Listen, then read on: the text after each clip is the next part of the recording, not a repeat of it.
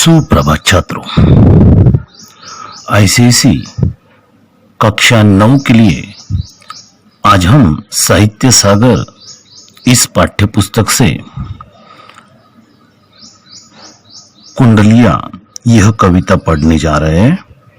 कुंडलिया इस कविता की पढ़ाई करने जा रहे हैं। कुंडलिया इस कविता के कवि है गिरिधर कविराय। आइए छात्रों, गिरिधर कविराय के जीवन के बारे में हम जानकारी प्राप्त करते हैं। गिरिधर कविराय के जीवन के बारे में अधिक जानकारी उपलब्ध नहीं है। श्री शिव सिंह ने इनका जन्म संवत मतलब ईस्वी सन पूर्व 1770 दिया है। इनका कविता काल संवत 1800 के उपरांत ही माना जाता है। उपरांत मतलब 1800 के बाद का ही माना जाता है। गिरिधर कवि ने नीति, वैराग्य और अध्यात्म को ही अपनी कविता का विषय बनाया है। अब यहाँ पर हर कवि अपनी अलग अलग शैली में अलग अलग विषयों पर कविताएं बनाता है। गिरिधर कविराय ने नीति, अब नीति क्या होती है? नीति वो होती है जो इंसान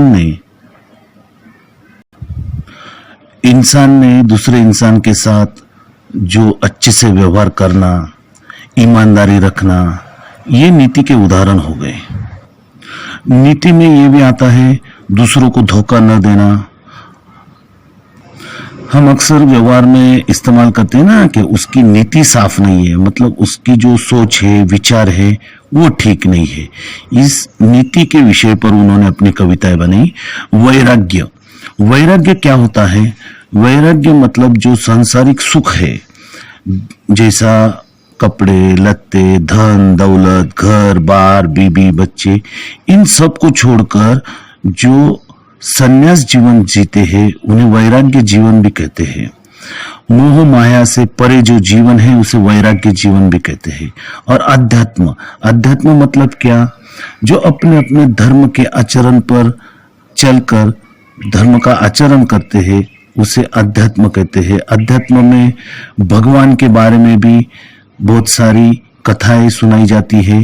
अध्यात्म को ही जीवन का मूल आधार माना गया है।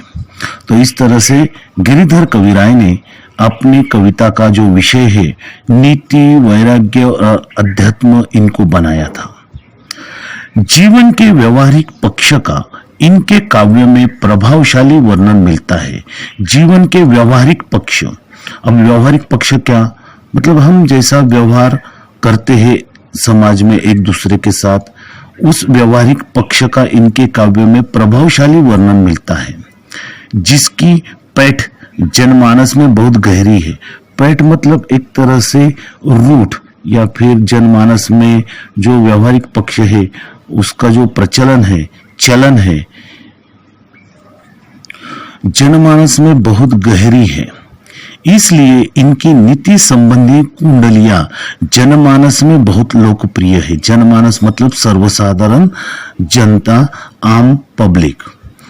इस लोकप्रियता का सबसे बड़ा कारण है बिल्कुल सरल, सहज, व्यवहारिक तथा सीधी सादी भाषा में गंभीर तथा नीतिपरक तथ्यों का कथन। अब इनकी जो लोकप्रियता है, पब्लिसिटी है, इसका सबसे बड़ा कारण है इन्होंने जो काव्य रचना की है सरल भाषा में, सहज और व्यवहारिक, जो लोगों के आम जीवन में व्यवहार में जो प्रचलित है, सीधी सादी भाषा है। गंभीर तथा नीतिपरक तथ्यों मतलब इनकी जो कुंडलियां है इनको पढ़कर लोगों में नीतिपरक जो मूल्य है, वैल्यूज है, उनका ज्ञान होता है। कुंडलियों में ही इन्होंने अपने समस्त काव्य की रचना की है। मतलब कुंडलियों के द्वारा इन्होंने समाज सुधार का, समाज में नीतिपरक कथाओं को लोगों को समझाने का कार्य किया है। गिरिधर कविराय ग्रंथावली में इनकी 500 से अधिक कुंडलियां संकलित है। तो आइए छात्रों, हम आज हमारी पाठ्यपुस्तक साहित्य सागर से कुंडलियां, इस कुंडलियों की पढ़ाई करने जा रहे हैं। पृष्ठ क्रमांक 76 में कुंडलियां। अब छात्रों, ये जो कुंडलियां है ये कुल मिलाकर 6 कुंडलियों में बांटी गई है। हम इसको हमारे कक्षा के कार्य के हिसाब से 2-2 या 3-3 कुंडलियां मैं आपको हर कक्षा में यहाँ पर बताऊंगा और उसका भावार्थ भी बताऊंगा। पहली कुंडली में पढ़ के बताता हूं, उसके बाद उसका भावार्थ मैं समझाऊंगा। लाठी में गुण बहुत है, सदा रखिए संग, गहरी नदी नारी जहां तहा बचावे अंग। तहा बचावे अंग, झपटी कुत्ता कह मारे, दुश्मन दावागीर होय तीनहु को झारे। कह गिरिधर कविराय, सुनो हो धूर के बाठी, साथ हथियार न छाड़ी, हाथ मह लीजे लाठी। छात्रों, यहां पर लाठी मतलब स्टिक। जो लाठी हम हमेशा पुलिस के हाथ में जो डंडा देखते हैं उसे लाठी कहते हैं। हाँ, बराबर है। आजकल हम कोरोना के संकट में जो पुलिस के हाथ में डंडा देखते हैं, जो बिना वजह घर से बाहर निकलते हैं, उन पे जो डंडे बरसते हैं वही लाठी। लाठी में गुण बहुत है। अब लाठी में गुण मतलब क्वालिटीज बहुत है, उपयोगी गुण। सदा रखिए संग, संग मतलब सदा साथ में रखिए। अब ये लाठी किस किस चीज में हमें कहा, कौन से प्रसंग में काम में आती है। गहरी मतलब जहां पर डीप, हम कहते हैं ना नदी गहरी है, तो यहां पर गहरी मतलब डीप। गहरी नदी मतलब रिवर, नारी मतलब छोटी गटार, ड्रेनेज। जहां तहा बचावे अंग, ये जो लाठी है, गहरी नदी, नारी और यहाँ पर जहां तहा, जहां जहां हमें नदी पार करनी है, छोटी नाली पार करनी है, वहां हमारा अंग बचाती है।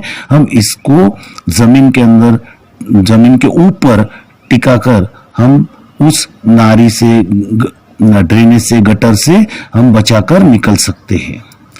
तहा बचावे अंग, झपटी कुत्ता कह मारे।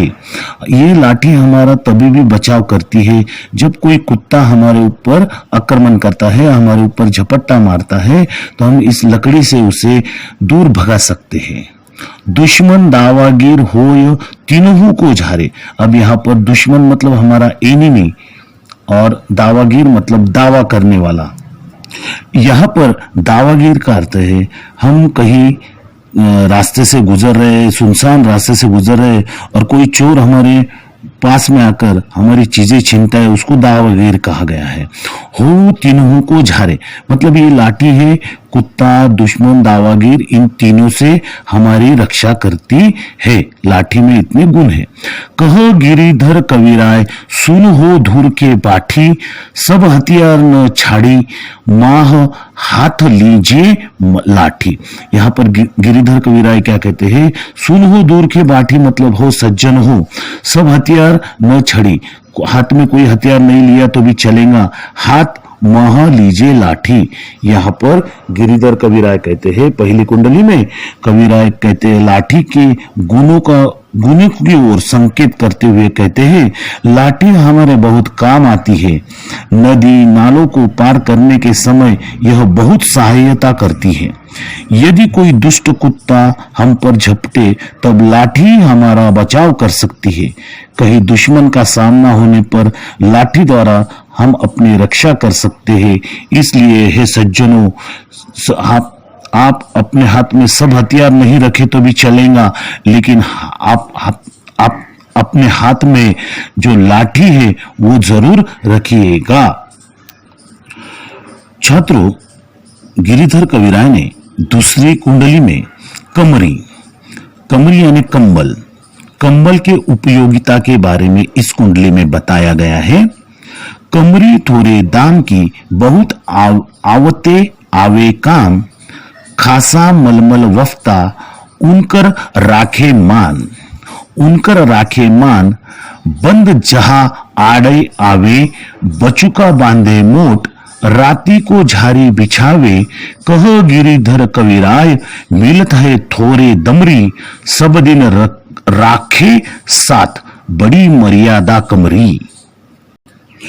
यहां पर कमरी मतलब कंबल, ब्लैंकेट, थोड़े मतलब कम, दाम मतलब मूल्य, प्राइस की, बहुत आवे काम, ये जो कम कीमत में आने वाली कंबल है, ब्लैंकेट है, वो बहुत काम आती है।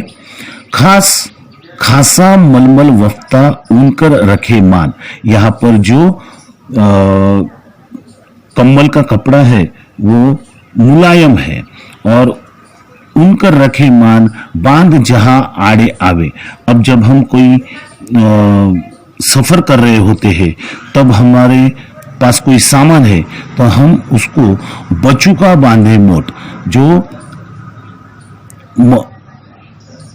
हम कंबल को एक तरह से गठरी बनाकर उसमें वो सामान हम रख सकते हैं। राती को झारी बिछावे, कह गिरिधर कविराय, मिलत है थोड़े दमरी। अब जब हम कहीं सफर करते हैं और रात को हमें कहीं रुकना पड़ता है तो हम उसे झाड़ू की तरह इस्तेमाल करके जमीन साफ कर सकते हैं और वह जमीन पर बिछाकर उस पर आराम भी कर सकते हैं। इस तरह ये कंबल है, ये खासा मलमल वफ्ता मतलब जो रेशमी मुलायम कपड़े जैसा ये कंबल है, हमारे बहुत ही काम आता है। जैसा हम कहीं मुसाफिर सफर कर रहा होता है तो उसके पास सामान होता है तो वो गठरी बांधकर उसमें कंबल में रख सकता है। और राती मतलब रात को कहीं हमें रुकना होता है तो झाड़ू की तरह हम जमीन झाड़ कर उस पर हम बिछाकर कंबल बिछाकर सो सकते हैं। इसलिए कह गिरिधर कविराय, मिलत है थोड़े दमरी, ये जो कमरी है वो थोड़े दमरी मतलब कम कीमत में मिलती है, इसलिए सब दिन रखे साथ, बड़ी मर्यादा कमरी। ये जो कंबल है ये बड़ी काम की चीज है, हमें इसे सब दिन साथ में रखना है। इस तरह से कंबल के बारे में इस दूसरे कुंडली में गिरिधर कविराय ने कहा है, कंबल थोड़े से रुपयों में आता है और बहुत काम आने वाली चीज है। खास मलमल वफ्ता ये हमारी सुरक्षा करता है। जब हम कहीं सफर करते हैं तो हमारा सामान हम इसमें बचुका कंबल गठरी करके बांध सकते हैं, और रात को कहीं ठहरना हो तो कंबल को हम झाड़ू की तरह इस्तेमाल कर सकते हैं और बिछाकर उस पर आराम भी कर सकते हैं। गिरिधर कवि कहते हैं कि थोड़े रुपयों में आने वाला कंबल हमारा बहुत मान रखता है, उपयोग में आता है, इसलिए इसे सदा अपने साथ रखना चाहिए। तीसरी कुंडली में गुण के गाहक सहस, नर बिन गुण लहे न कोय, जैसे कागा कोकिला, शब्द सुने सब कोय, शब्द सुने सब कोय, कोकिला सबे सुहावन, दो को एक रंग, काग सब भय उपावन, कह गिरिधर कविराय, सुनहो ठाकुर मन के, बिनु गुण लहे न कोय, सहस नर गाहक गुण के। यहां पर तीसरी जो कुंडली है, गिरिधर कविराय ने गुण मतलब क्वालिटी मतलब एक तरह से आपके अंदर होने वाला टैलेंट, गुण के गाहक सहस्र मतलब करोड़ों उसके कदर करने वाले हैं। नर बिन गुण लहे न कोय, जिस नर मतलब इंसान, जिस इंसान में क्वालिटी नहीं है, गुण नहीं है, उसे कोई नहीं चाहता, उसे सब तिरस्कार करते हैं। अब यहाँ पर गुण मतलब क्वालिटी का जो उदाहरण है, उस गुण है जो क्वालिटी है उसका महत्व बताने के लिए उन्होंने एक उदाहरण दिया है, जैसे कागा कोकिला, शब्द सुने सब कोय। यहाँ पर कागा मतलब कौवा और कोकिला मतलब जो कोयल होती है वो। जैसे कागा कोकिला शब्द सुने सब कोय, दोनों की आवाज सुनते हैं। शब्द सुने सब कोय, कोकिला सबे सुहावन, कोकिला अपने मधुर स्वर के वजह से सबको सुहाती है, मतलब अच्छी लगती है। दो को एक रंग है, दोनों का एक काला रंग है, पर उनकी जो बोली है, उनके जो गुण है, उसके वजह से कोयल को लोग पसंद करते हैं। और कागा सब भय अपावन, कागा को सब क्या करते हैं, अपमानित करते हैं, अपने घर के पास से उसे दूर भगा देते हैं।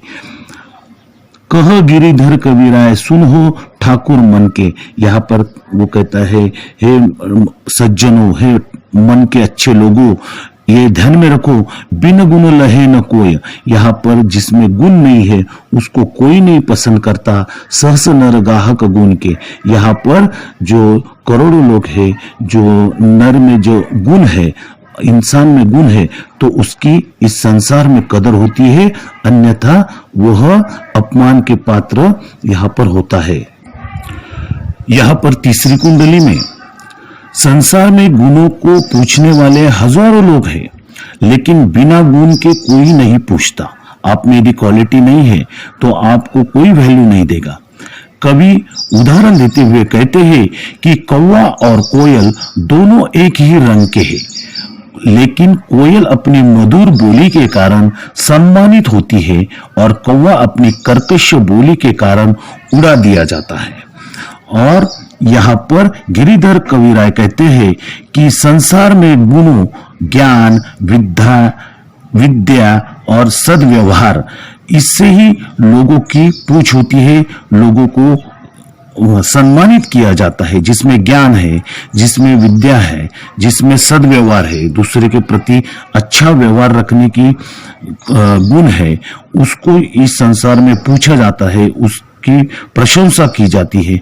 बिना गुणों के कोई व्यक्ति किसी को नहीं पूछता। यहाँ पर जिसमें गुण नहीं है उसको यह संसार कोई महत्व नहीं देती। आइए, इस कक्षा में यहाँ तक हम 3 कुंडलियों की पढ़ाई कर चुके हैं।